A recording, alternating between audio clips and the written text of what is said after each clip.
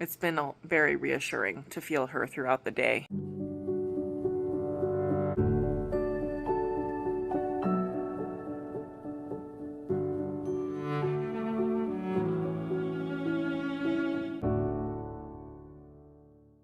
Good morning! If you can't tell, I am in my sewing room, ready to do a fun little project for baby girl. If you didn't watch a previous vlog of me sewing, I made this cute little bib, this tag toy, and this swaddle for her. But today I'm really wanting to do one of the sleep sacks that I've made for all of my children. I bought these two fabrics. This is a heavier fleece and this is a lighter weight flannel. Kieran was a summer baby and I used both for him early on. I do think I'm gonna make both, but I think today I'm gonna start with the flannel one just because it's honestly gonna be a little bit easier to work with. Put this back up here for now. And I mean, I am definitely gonna use the sleep socks I made for Kaia for this baby, but I just really wanted to make something that's specifically made for this baby. So let's get to it. I just remembered I'm not the biggest fan of this type of print because it's almost like stripes and I have to work really a lot harder to try to match up the lines. And I'm just still not like the best at doing that. But it's not the end of the world if it's a little bit off. Alright, it is laid just so.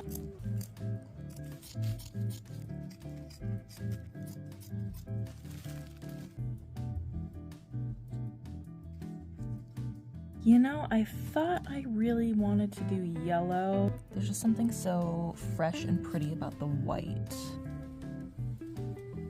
Make sure I'm lining up these patterns by not putting too much on the shoulder. I think that looks good.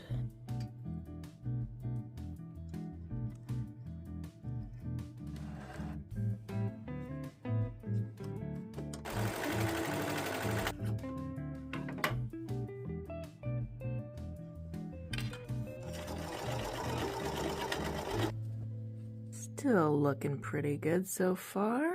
Now for some much needed sustenance. This baby has had me absolutely obsessed with Indian food lately, so second day in a row.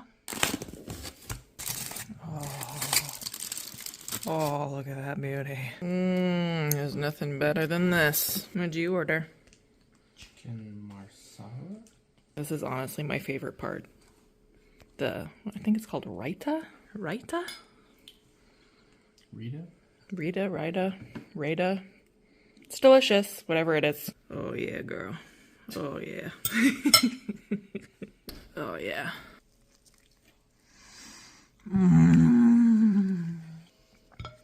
There's just something about the second trimester that has me feeling like an animal. I am just gonna eat this entire carcass and then be hungry again in 2 hours. That was great. Someone just got up from his nap. The next video that we're going to be doing, I think probably after this video, is the one where we're going to completely redo his nursery. It makes me so sad. I think I want to get it all neat and tidy one last time and do like one last little walkthrough of his nursery, and then we're going to be transforming it into his big boy room. Definitely need to get that.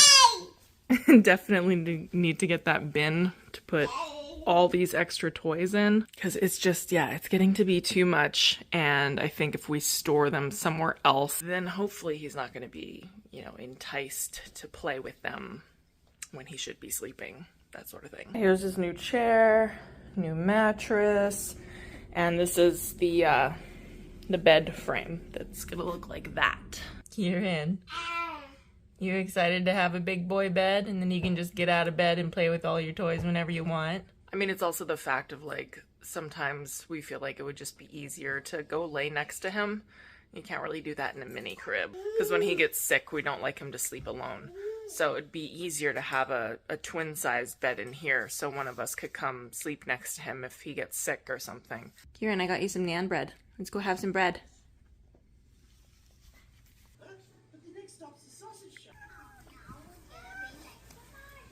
So we are about to go on our afternoon walk, but I do have a couple of steps on my project that I want to finish before we go. It's already looking so cute. I like to serge around the neck hole, the armholes, and where I'm going to do the zipper. It just gives my seam tape something that's a bit more substantial to grip onto, so then I can have that really nice hem.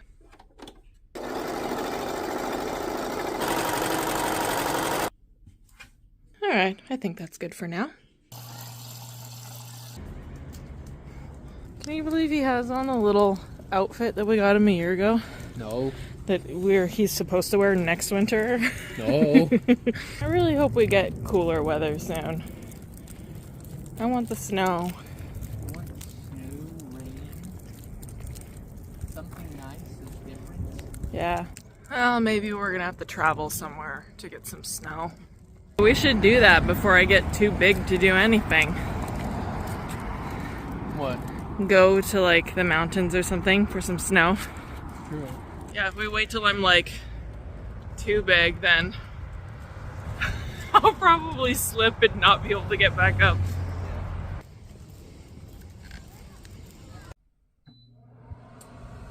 Come here. Come here, Luna.